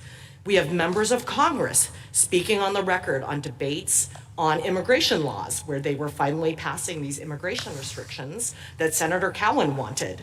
And they all stated either that Lynch was the rule, that Attorney General Bates had stated the rule, again citing Lynch, or Kent, and stating the rule that everyone born in the U.S. is a citizen, and saying, look, children of Chinese immigrants, these immigrants who are unwelcome, these immigrants that Congress is now trying to bar from entering the United States, if their children born in the United States are citizens. We have in 1896, so a couple years before Wong Kim Ark, but in 1896, State Department regulation, which said the US-born children of foreign nationals are US citizens, excepting only the children of ambassadors. And then you have Marshall Woodworth, who is a US attorney who writes in a law review article that he's talking specifically about temporary sojourners' children, and he says, I don't think that's a good rule from a policy perspective, but that's the general rule. Ms. Wang, can I Yes. offer a possible explanation for why Justice Gray made a point of putting domicile in what he said was the holding of the case? And it is this. Wong Kim Ark and his parents, had they come to the United States from Europe, could have been naturalized. But because they were Chinese, they could not be naturalized. And they had done everything that they could to make themselves Americans by establishing a domicile in the United States. And so that's what this was about. He couldn't get naturalized because of a racist law, but they had done everything they could to become part of the American society. At the same time, there were many, many men who were horribly exploited, brought to the United States to work on the Transcontinental Railroad, to work in mines. They were worked to death. They were treated horrifically, but they were not, they were overwhelmingly men. There wasn't an indication that they would stay here, they could stay here, they didn't have permanent homes. And the opinion is drawing a distinction between those two categories of people who would have been well understood at the time when Wong Kim Ark was decided. No, Justice Alito, I don't think that's a plausible explanation for why domicile is mentioned in Wong Kim Ark, because again, the controlling rule of decision based on the English common law and cases from Schooner Exchange to Lynch versus Clark to State versus Manuel, which was the North Carolina decision that said, look, the rule in the United States from independence on has been the English common law rule. That explanation would be inconsistent. But Ms. Wong, yes. isn't that explanation, I take Justice Alito's point, and I think he actually makes a good one in the sense that it could be that Justice Gray emphasized domicile to help the public accept the outcome of this case. You're suggesting that the emphasis on domicile was not a part of the rule, meaning he wasn't saying you had to be like a foreigner who is doing everything they can and who can't be naturalized, but he might have emphasized those facts in this case precisely because Chinese immigrants were unwanted, precisely because he had to get this out into the public and people were going to say, whoa, you're saying these people have to, this baby has to be a citizen? And so one could imagine that it was important from a standpoint of helping people accept this citizen rule under these circumstances to emphasize that these particular people in this case were in Justice Alito's first category. I think that is very possible, Justice Jackson, and as evidence of that, I would point to the fact that if you look at the briefing in Wong Kim Ark, you'll see that even though the parties had stipulated in the district court that Wong Kim Ark's parents were domiciled in the United States, when the case came to the Supreme Court, the government's brief argued that it was impossible for Chinese immigrants to have domicile because they expressed the view that was common among people who opposed immigration by Chinese nationals to the United States. There was a common view that Chinese people were inherently temporary sojourners in the country. And so I do think it's possible, Justice Alito and Justice Jackson, that he was trying to dispel that notion and tell the government. Absolutely, that at least it reads as though he's trying to calm everyone down. These particular people were domiciled, but we're following the English common law rule. And when you look at the English common law rule, domicile is not a factor. That's right. I think, you know, who knows why the majority opinion mentioned domicile. We know is a stipulated fact. We know the government tried to renege on that stipulation and rely on this assumption on the part of anti-Chinese advocates at that time that Chinese people couldn't form a domicile in the United States, and he followed the English common law rule. Ms. Wang, can I move? Go ahead. I just wanted to ask you a question about how the exceptions fit within the general rule. You've called them exceptions, and some of the common law sources call them exceptions, so I take that point.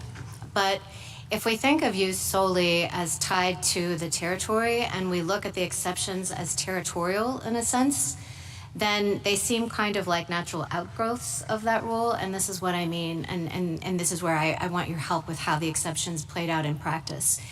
If you look at Indian reservations as unique places because Indians were quasi-sovereigns, separate nations in the American system, if you look at occupied alien territory as territory that's outside the jurisdiction of the United States, and then if you look at the diplomatic exception, almost like diplomats and their children had little bubbles around them, like the embassy is really the territory of that country, and even when they're traveling around, they're all not subject to the jurisdiction by virtue of this territorial fiction. Are those just applications of the rule? And if they are, then what happens to alien enemies like the German spies in Ex parte Quirin, or what happens to Indians who are actually not on the reservation but may be born, say, in Baton Rouge? How does the rule apply in those situations? Does it travel with the person, or is it tied in some sense to the land? Sure. So let me answer each part in turn. So the thing that all of the exceptions have in common, again, is this sense that the person has this fiction of extraterritoriality around them. Let's set aside the Indian tribal exception for a moment and come back to it. So the example of enemy aliens, for example, ex parte Quirin, is one that is answered by Justice Story in both Inglis and in Rice. And the touchstone under the American application of English common law was that in wartime, the touchstone is whether there's a foreign occupation of U.S. territory.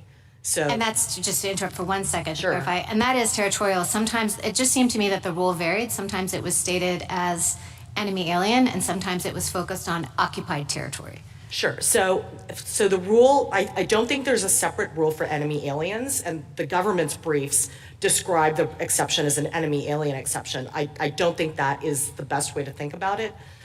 Rice and Inglis tell you that when the British forces are occupying Castine, Maine, no one is subject to U.S. jurisdiction there because Britain is governing Castine, Maine.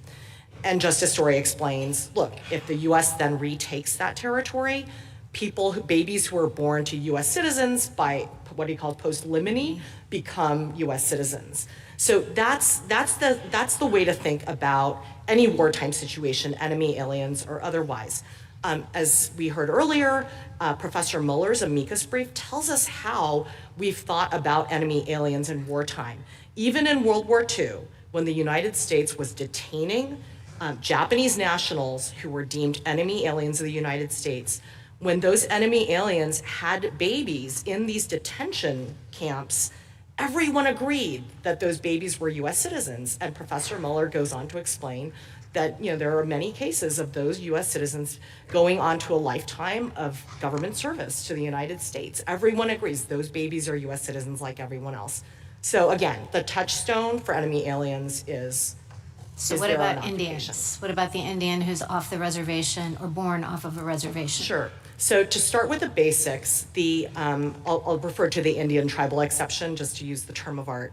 The Indian tribal exception, Elk versus Wilkins tells us, comes from the constitutionally unique status of Indian tribes. In the Indian Commerce Clause, we know that tribes are treated as basically quasi-sovereign nations. We know that from the Marshall Trilogy of cases. We know from Worcester versus Georgia, where Chief Justice Marshall said that the tribes are essentially a distinct political community. Well, I understand all that. So just in the interest of time, just to focus you, how I understand why the Indians are treated differently for purposes of the law, but I want to know, is it tied to territory or is it tied to the status of someone as a member of a tribe? Because if you're looking at it because of the special relationship of Indians to the United States as a matter of the Constitution, et cetera, well, I mean, citizens of France are citizens of a different sovereign as well. Sure. So Elk versus Wilkins doesn't really answer that question. The court says there are two ways to look at this. Either you look at it as the tribal member is like an ambassador, or you can look at it like there's a territoriality issue where people are born on tribal lands, and therefore they're essentially, I think he says, Justice Gray says at one point, we might as well be talking about someone who's born in Mexico. Well, there's a lot in Elk, and some of it's not terribly helpful for you, it seems to me, because Justice Gray, again, strikes again, says that they may be subject in some degree or respect to the United States. So there's some jurisdiction. He says they're born in the geographic limits. They are in a geographical sense born in the United States. But because they are not completely subject to the jurisdiction of the United States and owe allegiance distinct from the United States, that's what takes them outside. And that language, it sure sounds a lot like the Solicitor General's presentation today. To the contrary, Justice Gorsuch, I embrace that part of Elk versus Wilkins' holding. Justice Gray, of course, wrote both Wong Kim Ark. I know, and it's a struggle. Sure. Let me try to help you out with that. The government tries to make it seem as though what sets the exceptions apart, what defines the exceptions, is that the government has some maximum theoretical power. The government could have exercised plenary regulatory power over the tribes, and therefore that's the same situation as a foreign national in the United States. But that's actually not true, because remember, if there's always this background notion, whatever the parameters of the relationship between the United States government and tribal nations at that time of ratification, there was this constitutionally distinct status of the tribes and tribal members, setting them excluding from apportionment, which was renewed in the 14th Amendment. And that's not true of foreign nationals. If the government were right that the question is what's the maximum theoretical power the government has, there would be no ambassador exception, because of course the United States could decide in some instance to go ahead and prosecute an ambassador. There would be inter-sovereign comity considerations there.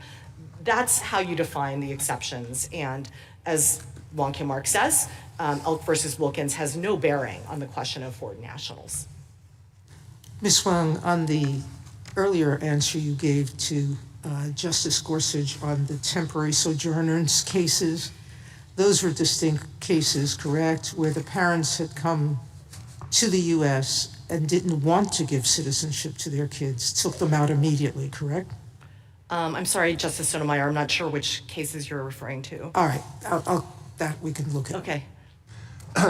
Ms. Wang, would you agree that the citizenship test in the 14th Amendment is the same as the test in the 1866 Civil Rights Act? So the words are obviously different. What Wong Kim Ark tells us and what the debates tell us is that the framers, it was the same Congress obviously framing both. Congress was trying to do the same thing with both the 1866 Act and with the 14th Amendment. They wanted to capture the common law exceptions and the Indian tribal exception. They started out with the two separate phrases, not subject to any foreign power, plus excluding Indians not taxed. And as Justice Gray described it in his majority opinion in Wong Kim Ark, they decided to switch to the affirmative phrase, subject to the jurisdiction. Yeah, well, do they mean the same thing? And wouldn't it be very odd if the citizenship test in the 14th Amendment were broader than the citizenship test in the 1866 Civil Rights Act, particularly in the light of the fact that the 1866 Civil Rights Act was reenacted after the adoption of the 14th Amendment and remained in place until 1940. Sure, the framers were trying to do the same thing with the language in both. Okay, so then I think we can turn to the language of the 1866 Civil Rights Act because it's more straightforward. Subject to the jurisdiction thereof is like the puzzle wrapped in an enigma, wrapped in a mystery, but not subject to any foreign power is pretty straightforward. So let me give you these examples. A boy is born here to an Iranian father who has entered the country illegally. That boy is automatically an Iranian national at birth, and he has a duty to provide military service to the Iranian government. Is he not subject to any foreign power? Not within the meaning of the 1866 Act, Justice Alito. And that's clear from Wong Kim Ark, and it's clear from the debates. What the framers meant by the phrase not subject to any foreign power was referring to the ambassador exception. If it meant what the government contends, basically not a subject of any foreign power, that another country considers you a jus sanguinis citizen, then lawful permanent residents, all foreign nationals. Well, ordinary public meaning of that would certainly encompass that boy, would it not? Justice Alito, if you think that the language of the 1866 Act was ambiguous, as Wong Kim Ark says, the shift to the language of the 14th Amendment, which is the operative text, certainly clears up any ambiguity. What I said about a boy born to an Iranian father is true of children born here to parents who are nationals of other countries. If I'm correct, it's true to a child who's born here to Russian parents. It's true to a child who's born here to Mexican parents. They're automatically citizens or nationals of those countries and have a duty of military service. It sure seems like that makes them subject to a foreign power. But again, Justice Alito, that would have meant that the children of Irish, Italian, and other immigrants, which Wong Kim Ark refers to and the debate the framers refer to, would not have been citizens either. Because if the only test is whether that US-born child is considered a citizen by another country under their jus sanguinis laws, then no foreign nationals' children would be in all of those cases, the parents could be naturalized, and then the children would be derivatively naturalized when the parents were naturalized. Wong Kim Ark, I'm sorry, the red light is on. Wong Kim Ark has a passage explaining how this court should treat dicta. And it quotes something that John Marshall said. It is well, this is quoting from Wong Kim Ark, it is well to bear in mind the oft-quoted words of Chief Justice Marshall, it is a maxim not to be disregarded, that general expressions in every opinion are to be taken in connection with the case in which those expressions are used. If they go beyond the case, they may be respected, but ought not to control the judgment in a subsequent suit when the very point is presented for a decision. So does that fall within the, what's good for the goose is good for the gander rule? That's how Wong Kim Ark treats what was said in the slaughterhouse cases. Should we apply that same rule to Wong Kim Ark itself? Wong Kim Ark tells you what to make of the slaughterhouse dicta. It was dicta. The issue of citizenship was not at play in slaughterhouse. And in contrast, the parts of the holding, the parts of the decision that I alluded to are the controlling rule of decision. Again, we look to the English common law in construing the 14th Amendment. Thank you, counsel. Justice Thomas? Anything further, Justice Alito? Well, just a couple more questions. So if those who framed and adopted the 14th Amendment had wanted to limit the citizenship test to just those specific groups that you concede fall outside the birthright citizenship rule, why didn't they refer specifically to those groups? Why did they adopt a general rule? They could have said all persons born or naturalized in the United States, excluding Indians not taxed, and those ineligible under common law are citizens of the United States and of the state wherein they reside. Or they could have said all persons born or naturalized in the United States, excluding Indians not taxed, and the children of foreign ambassadors or foreign invaders are citizens of the United States and of the state wherein they reside. But they didn't do that. They adopted a general rule. So what's the explanation? I would say the Wong Kim Ark tells us what the explanation is, that the framers of the 14th Amendment, after overriding President Johnson's veto, wanted to adopt a universal rule with a closed set of exceptions. And they believed that, subject to the jurisdiction of the United States, did that. And that term does describe both the universal general rule and the common law exceptions, with the sole additional American exception for tribal Indians. Thank you. Justice Sotomayor? Ms. Wang, I've not quite understood the Solicitor General's argument that lawful domicile somehow changes the U.S.'s dominion over a person or allegiance. Even in Justice Alito's examples, if your parents are Iranian, if you get lawful permanent residency here, that child still, by their laws, when it leaves the United States, must serve in the Iranian army, correct? Well, I don't know the answer to that. What I can tell you is that under Wong Kim Ark, the court says we don't care about problems of dual nationality. We don't look to other countries' laws in construing our 14th Amendment. Well, it was undisputed there that Wang Kim Ark's parents owed loyalties to China, correct? Sure, yes. What I'm saying is, even if you become a permanent resident, you're not a U.S. citizen. So Correct. your primary loyalty still remains with your citizenship country, wherever you came from. That's right, Justice Sotomayor. I take your point now. You understand what I'm saying? And during temporary, whether it's lawful or unlawful, temporary presence in the United States, you are subject to the U.S. laws, correct? That's right. The question that the 14th Amendment asks is whether the U.S.-born child is subject to U.S. jurisdiction when they're born.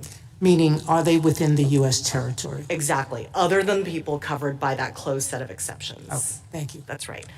In other words, the government's rule, which really is looking at whether someone has a divided allegiance because they're a citizen of another country, would exclude the children of all foreign nationals, and that isn't what they're saying. Exactly. So the only way that allegiance, lawful or unlawful, has no play in this question. I would say that the relevance of allegiance is the relevance under the English common law rule that's embodied in the 14th Amendment. All persons born in the territory of the sovereign owe natural allegiance. Except for the three limited exceptions. Precisely. Justice Kagan? I think I'd like to take you back to the first question that Justice Alito asked General Sauer, and it was this question of, what do we do if we think we have a new problem that didn't exist at the time of the 14th Amendment?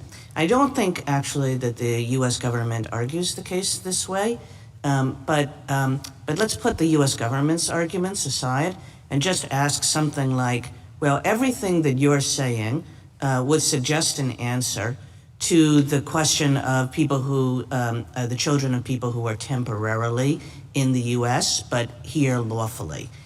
Is there any way that there might be a different answer with respect to the children of people who are here unlawfully because of this new problem issue that Justice Alito has raised? No, there is no difference. And of course, the government's arguments as to people who are unauthorized immigrants in this country all runs through and hinges on their domicile requirement. The first thing I would say in response is that, once again, it's crystal clear from Wang Kim Ark and from the debates that the framers of the 14th Amendment meant to have a universal common law rule of citizenship subject to a closed set of exceptions. And we can't take the current administration's policy considerations into account to try to re-engineer and radically reinterpret the original meaning of the 14th Amendment. The second point I would make is that, in fact, the framers did consider the concept and the actual problems of immigration that were coming up at that time. In addition to this, notable exchange between Senator Cowan and Senator Conness, where Cowan says, if we have this citizenship clause as part of the Constitution, we are going to encourage these gypsies, what he called gypsies, Roma, in Pennsylvania, whom he characterized as invaders, trespassers, and lawbreakers, will encourage them to come into our country because their children will be citizens. He says, Senator Conness, in your state of California, you will be facing a mass flood of Chinese immigration if we adopt the citizenship rule. And Senator Conness, himself an Irish immigrant, says, yes, and I am voting for that because I believe in citizenship by virtue of birth without regard to parentage. And the third point I would make is an historical one, which is that recall that at the time the framers are thinking about birthright citizenship, there had just been 15 or 20 years of unprecedented immigration from Ireland. The Know Nothing Party was dominant in the 1850s, just a decade earlier. And they were vehemently opposed to Irish immigration. They believed Irish Catholic immigrants were unassimilable and could never become Americans. But even the Know Nothing Party members of Congress believed that the children born in the United States to those Irish immigrants were citizens like anyone else. That's the intuition that the framers of the 14th Amendment had. Contrary to the government's arguments now, they wanted to grow this country.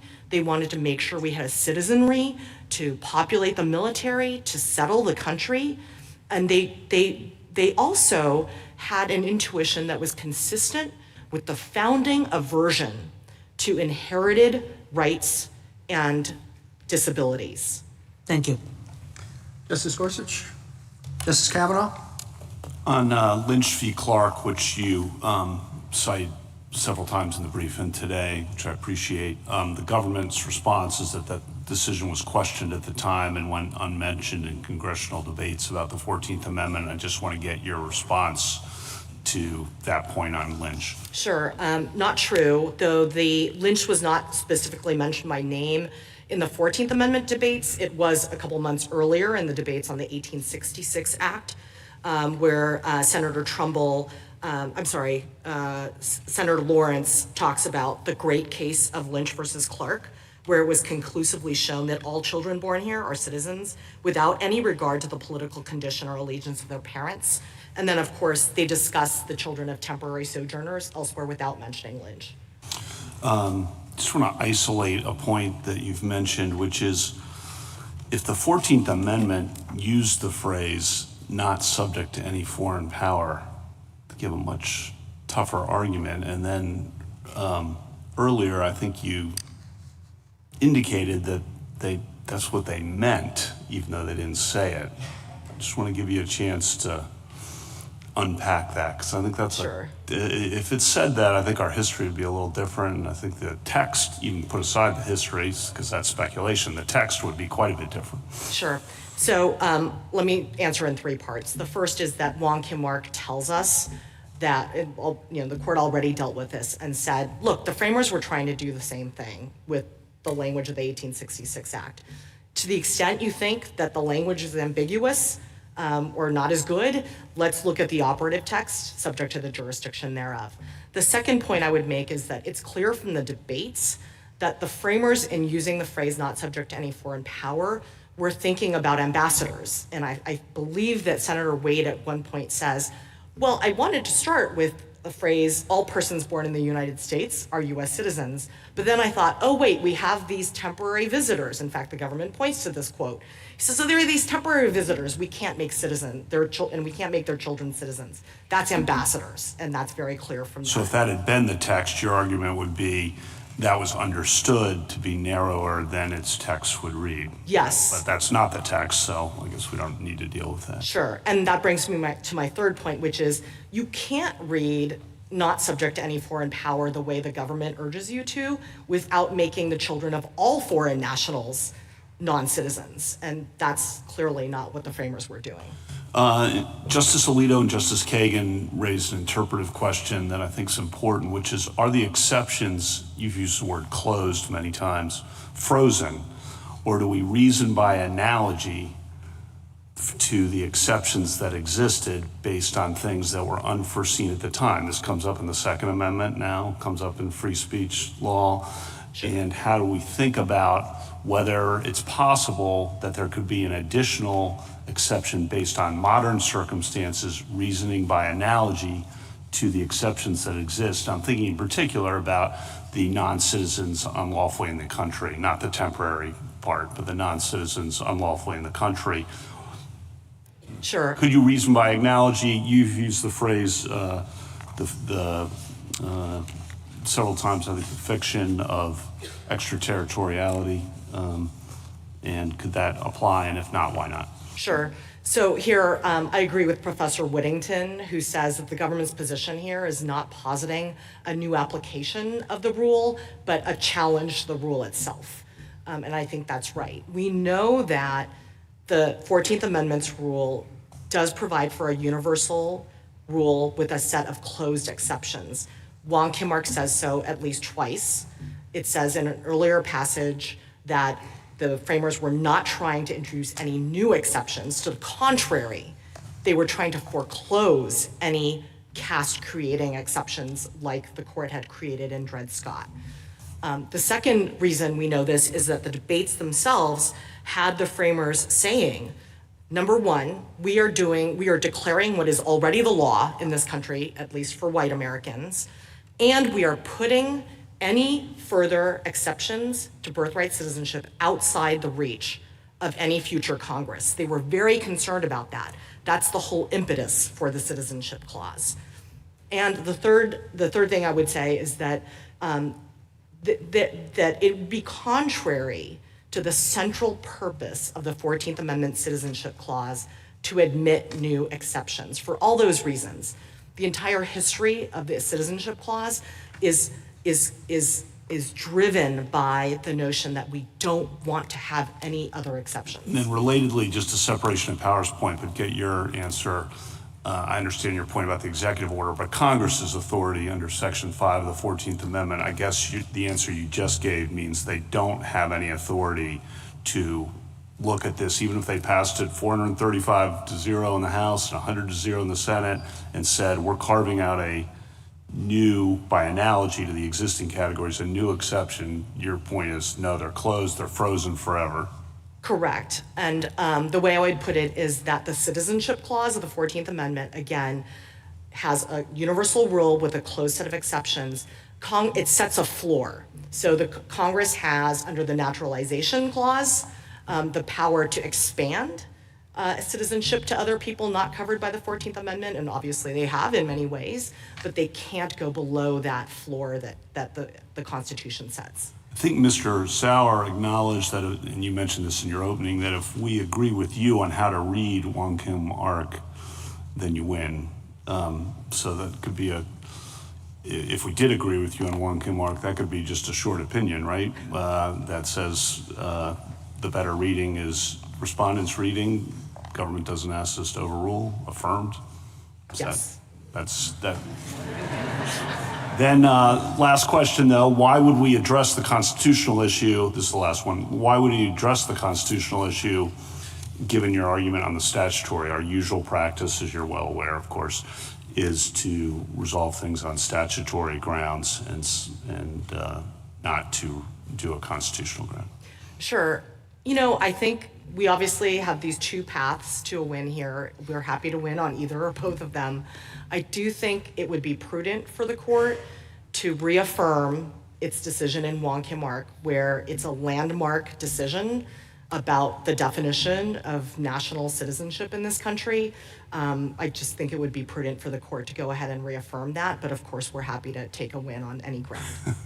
Thank you. Thank you. Justice Jackson? I'm sorry, Justice Barrett. So I have a question about the exceptions again. So in your interchange with Justice Kavanaugh just now, you were talking about it as a closed set of exceptions. And said that way, it sounds like exceptions that people had in mind at the time of the ratification, but that were not explicit in the amendment. But I took your brief to be arguing that subject to the jurisdiction thereof is the language in the 14th Amendment that refers to those exceptions. Am I right? That's right. Okay. It describes them. It describes them. And would you say, this goes back to a question that Justice Gorsuch asked General Sauer, our relationship to the Indian tribes is different today than it was at the time that the 14th Amendment was ratified. Let's put aside Section 1401. Is a tribal Indian born on a reservation today, on tribal land, a natural-born citizen under the 14th Amendment? Under the 14th Amendment, no. Of course, Congress has provided for citizenship for all tribal members in the By 1924 Act. by statute. And so is that because what's subject to the jurisdiction of meant when you say closed set of exceptions? It means that the jurisdiction as it existed at the time of the 14th Amendment is still the jurisdiction today? So let me just be a little bit clear. Justice Kavanaugh asked you if we could create new categories by analogy. So there may be other sorts of people who are present here to whom this subject to the jurisdiction in the same way that we were talking about, the bubbles around ambassadors or the soil of occupied territory or the soil of tribal land. Perhaps those new carve-outs could exist by analogy today, like if the United States carved out some portion of some state and suspended it from its jurisdiction. Wouldn't the principle still apply? No, Justice Barrett, for two reasons. The first is, again, that there is a closed set. But why is it closed? The language doesn't say it's closed. Sure, we know it's closed because the very purpose of the Citizenship Clause was to foreclose new exceptions. That's clear from the debates. And I would say that the language describes a closed set as well, because you can't imagine another situation. The government's trying to make us imagine another situation, right?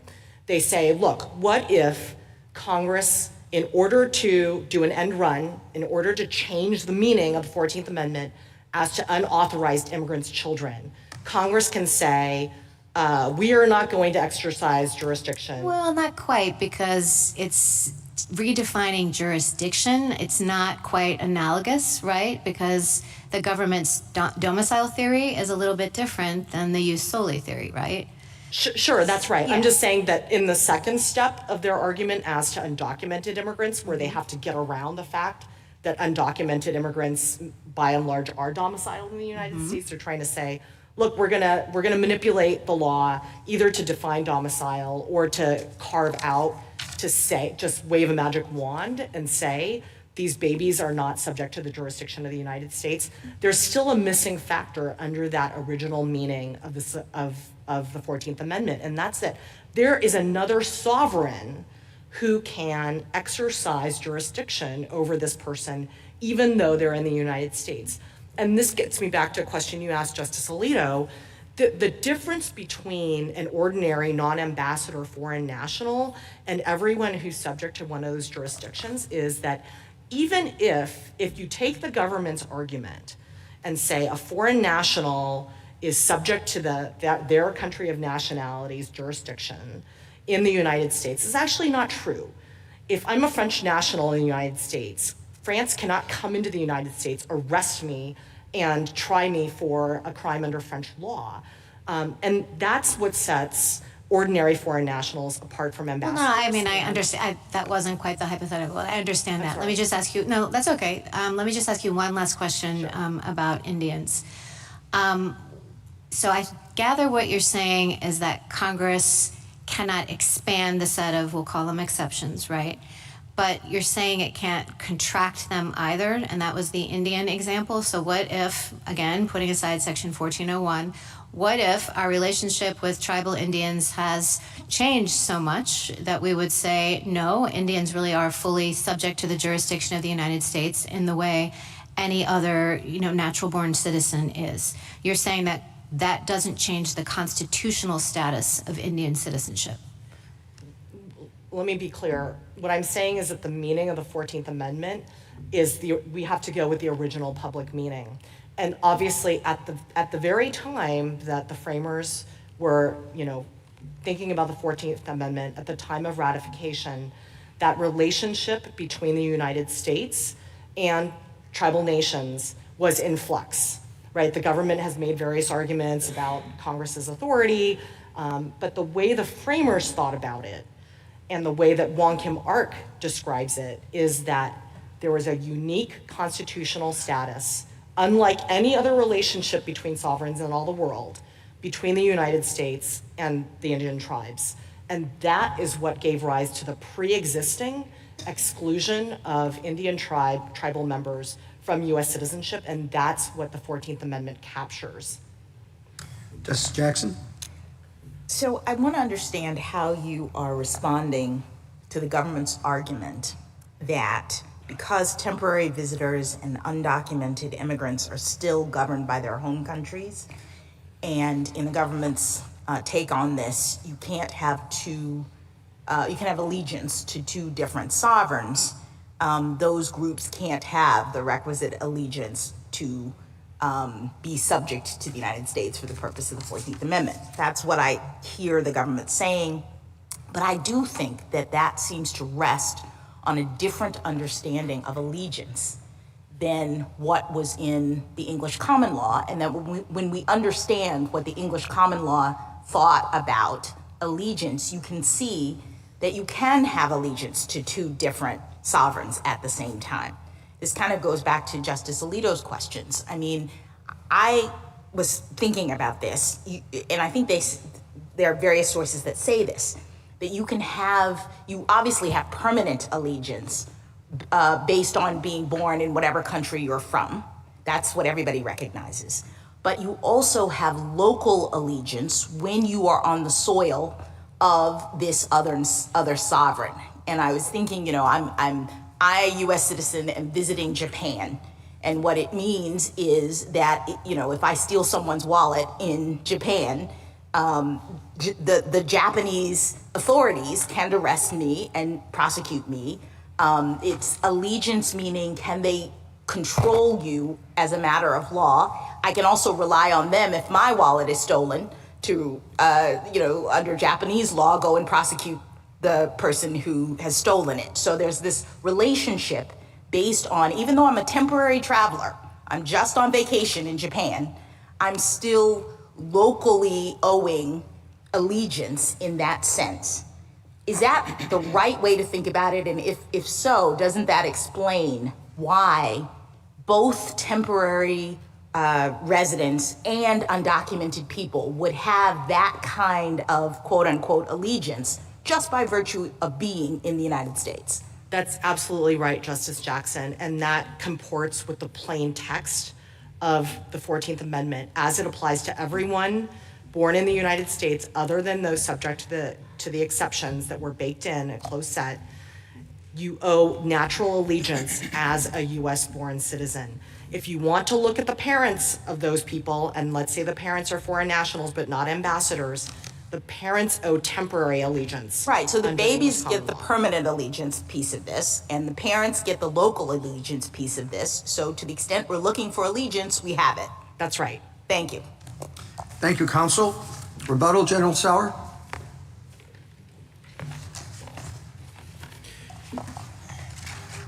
Thank you, Mr. Chief Justice.